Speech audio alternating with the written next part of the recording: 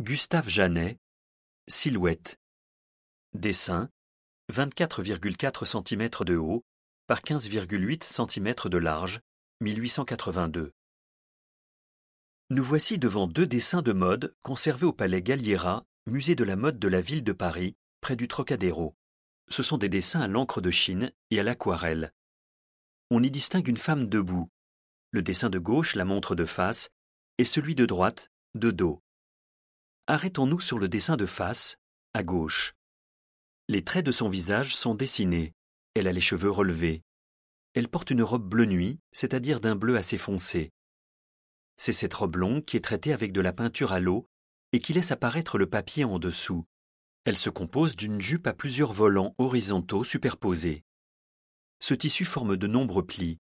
Par-dessus, une deuxième étoffe est relevée à l'arrière. Elle est retenue par un bouillonnet d'étoffe au niveau du bas du dos. Passez au dessin de droite pour le découvrir.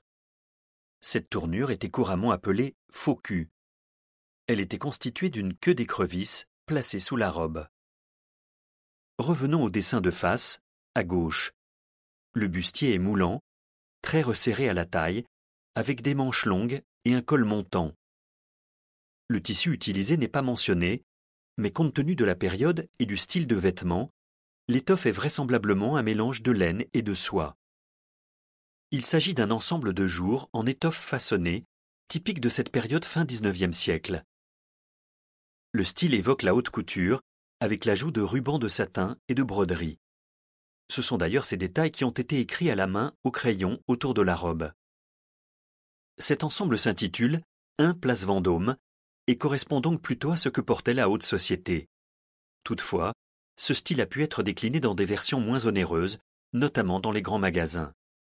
Ici, le dessin est de Gustave Janet, qui n'en fut cependant que l'illustrateur et non le créateur. Le couturier à l'origine de cette toilette reste inconnu.